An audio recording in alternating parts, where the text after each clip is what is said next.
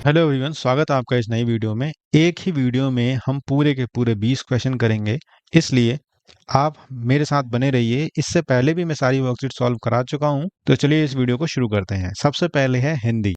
हिंदी में यहाँ पर आपको डेट के साथ राज्य, शहर और वायु की गुणवत्ता दे रखी है, तो इसका आप स्क्रीनशॉट ले सकते हैं। मैं तो आपको ऊपर या नीचे करके दिखाता ही रहूंगा, एक एक सवाल को गिन गिन कर, तो आप बिल्कुल भी ना घबराएं। ये जो तालिका ऊपर दी गई है, इसमें कितने राज्य को प्रदर्शित किया गया है, तो यहाँ पर है आपके राज्य। आप ध्यान दीजिएगा, महाराष्ट्र महाराष्ट्र महाराष्ट्र महाराष्ट्र, 4 बार महाराष्ट्र रिपीट हो रहा है। तो यहाँ पर उन राज्यों को गिनना है जो रिपीट नहीं हो रहे।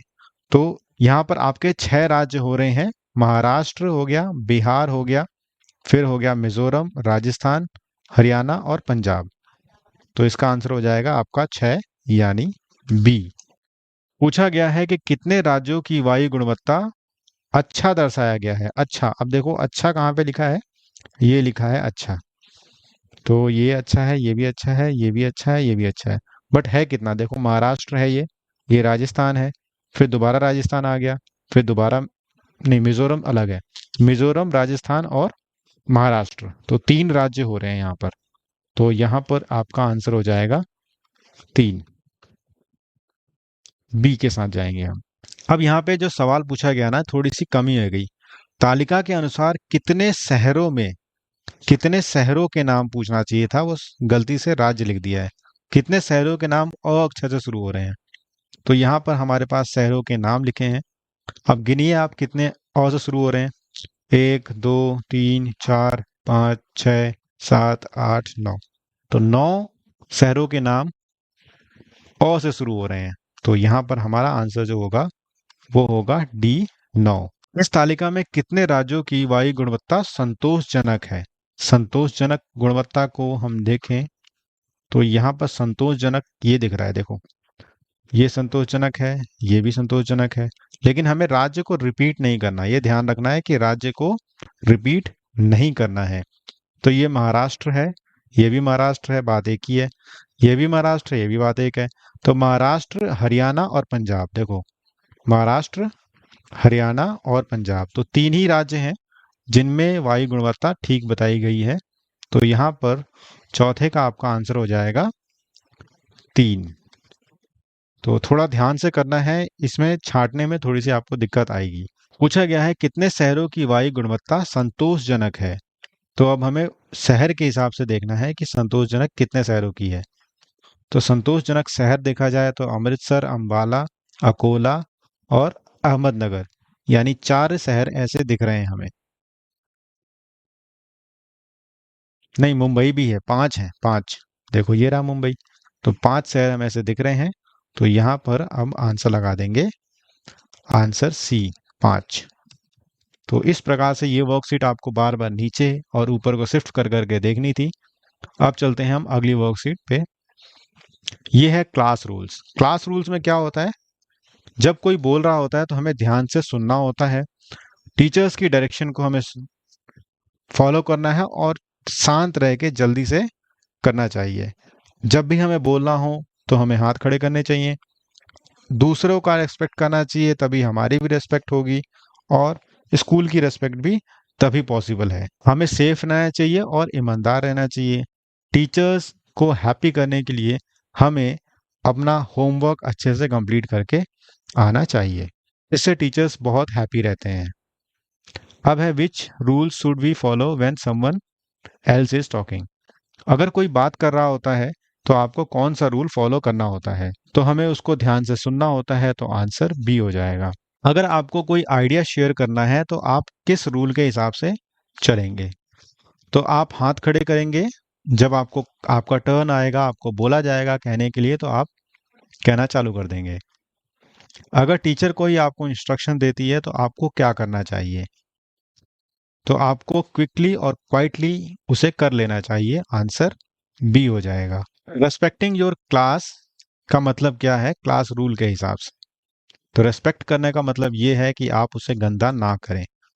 आंसर डी हो जाएगा, क्योंकि ये गंदा नहीं कर रहे हैं तो भी ये रेस्पेक्ट है आपके क्लास की और आपके स्कूल की। इनमें से कौन सा एक्शन आपके टीचर को हैप्पी करता है? तो ये उन्हें बहुत अच्छा लगता है कि आप ईमानदार रहें और उनके रूल्स को फॉलो करें। तो यहाँ पर मैंने इसके आंसर्स बता दिए। अब चलते हैं मैथ्स की वर्कशीट के ऊपर। दिव्या ने फर्नीचर स्टोर से एक टेबल और कुर्सी खरीदी जिसका रेट था 9,269। तो 9,269 को हम अंक में कैसे लिखेंगे? 9,269 है हमारा सी। देखो ये इकाई दहाई सैकड़ा हजार, तो 9,269। ये पहले मैंने आपको बताया था कि ये सिंगल लाइन है, ये डबल लाइन है, ये 3 लाइन है और ये 4 लाइन है। 5 लाइन करनी होती है तो हम क्या करते हैं? 4 लाइन को ऐसे क्रॉस करते हैं। तो ये 5 का गुच्छा है। तो यहाँ पर आपसे पूछा गया है कि ये लाइनें कितने का गुच्छा है? तो ये 5 है, ये 5, 5, 5, 5, 5, 5, 5। तो कितनी हो गई? 5, 10, 15, 20, 25, 30, 35, 40 और 3 43। तो आ गया आंसर बी। तो ये तो आसान था, ये आपने वर्कशीट मैंने कराया था, बहुत अच्छे से समझाया भी था। स्कूल में डिफरेंट क्लब बनाए जाते हैं और उसमें छात्रों की संख्या इतनी है। पूछा गया है कि सोमवार के समय 2 क्लब एक साथ इकट्ठे हो रहे हैं, नृत्य क्लब और नाटक क्लब। तो कुल कितने छात्र होंगे? तो नृत्य क्लब और नाटक क्लब को अगर हम जोड़ दें तो ये हो जाएगा हमारा 94, यानी 94 बच्चे उस दिन इकट्ठे हो जाएंगे सभागार में कार्य करने के लिए। तो आंसर हो जाएगा आपका डी। अब है 14th सवाल। कहा गया है कि 8 कहानी की किताबें खरीदी हैं नीलू ने, 8 में से 3 किताबें पढ़ ली। तो 8 किताबें थी, 3 किताबें पढ़ ली, जो नहीं पढ़ी है वो है 5। तो 5 किताबें नहीं पढ़ी हैं। तो कितने में से 5 किताबें नहीं पढ़ी हैं? टोटल थी 8, कितनी नहीं पढ़ी? 5। तो ये हिस्सा उसने नहीं पढ़ा है। तो ये आंसर हो जाएगा सी। हमेशा से मैं बोलता हूं कि नीचे आता है टोटल और ऊपर आता है जो आपसे पूछा गया है। जैसे कितनी किताबें नहीं पढ़ी? 5। कितनी पढ़ी पूछा गया होता तो आप लिखते 3/8। ठीक है। जूही एक मेज को ढकने के लिए इतने सेंटीमीटर लंबा और इतने सेंटीमीटर चौड़ा एक कपड़ा लेकर आई। तो उस मेज का क्षेत्रफल क्या होगा? तो मेज का क्षेत्रफल निकालेंगे हम इनको गुणा करके। तो ये आ जाएगा आपका 6600 सेंटीमीटर है, तो सेंटीमीटर स्क्वायर। तो आंसर हो जाएगा सी। मेज का क्षेत्रफल निकाला हमने लंबाई गुणा चौड़ाई करके। अब ये ईवीएस की वर्कशीट है। चाक पाउडर पानी में पूरी तरह क्यों नहीं घुल पाता है? क्योंकि चाक पाउडर जो है वो पानी में घुलनशील नहीं होता, वह नीचे बैठ जाता है कुछ देर के बाद। तो आंसर हो जाएगा सी। पूछा गया है कि पेड़ इंसानों और जानवरों के लिए महत्वपूर्ण क्यों है? क्योंकि ये देते हैं हमें ऑक्सीजन और भोजन उत्पाद जिससे हम जीवन यापन करते हैं। इससे पहले की जो वर्कशीट्स आई थी ना, उसमें एक नक्शा दिया हुआ था और बस्ती को दर्शाया गया था किसी प्रतीक से।